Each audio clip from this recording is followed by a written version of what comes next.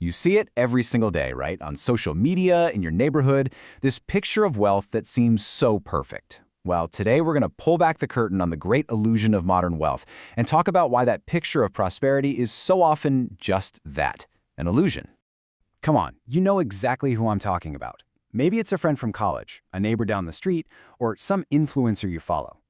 Their life just looks flawless, like they've got it all figured out, and they're definitely not shy about showing it off. It can be a little intimidating, right?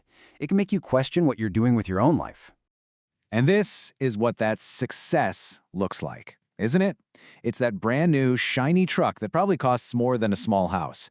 It's the constant stream of exotic vacation photos flooding your feed. One week they're in Bali, the next they're skiing in the Alps. It's the endless unboxing of the latest designer bag, watch, or phone.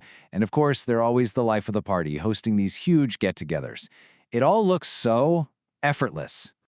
Okay, but let's just pump the brakes for a second. We have to ask the big question here. What if this whole picture is just a performance? What if behind that perfect-looking curtain, the reality is a whole lot shakier? And here it is. This is the uncomfortable truth. That awesome truck, it comes with a massive $800 a month payment for the next 7 years. Those incredible vacations, all living on credit cards. That whole lifestyle is basically fueled by debt. It's a house of cards built on monthly minimum payments, and you can only imagine how stressful that is to keep up. So this really gets to the heart of the matter, the huge difference between looking rich and actually being rich. It's a constant battle between the illusion we want to project and the quiet reality of our financial health. Let's break this down, because the mindset is totally different. On one side, the person looking rich is all about liabilities, things that constantly take money out of your pocket. Cars, clothes, expensive dinners. The goal is all external. It's about impressing other people. And their key metric for success? The size of their monthly payments. And that, my friends, leads to a ton of stress and anxiety. But then, you have the person who is truly being rich. Their focus is on assets, things that will eventually put money into your pocket. Their goal is completely internal, impressing themselves by building real security.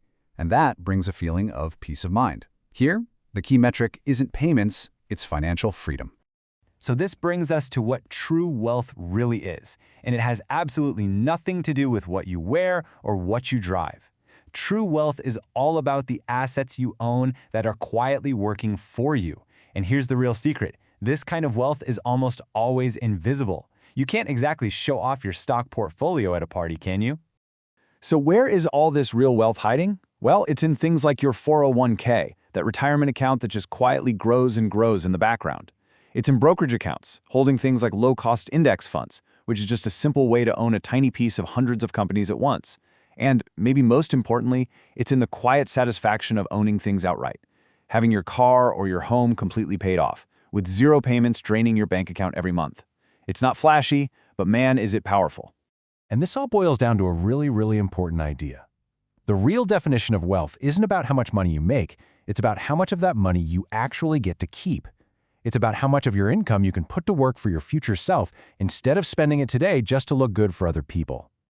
I love this quote because it just hits the nail on the head. The goal is to be rich, not just look rich to people you don't even like. Just think about that for a second. So much of that flashy spending is just about signaling status to people whose opinions probably don't matter in the long run anyway. The real goal shouldn't be the performance, it should be the reality of your own security. So that leaves us with the final question for you to think about. As you go forward, pretty much every financial decision you make is a choice between these two paths. Are you building a life that looks good to other people, or one that feels good to you? Are you going to choose the performance or the peace of mind? The choice is yours.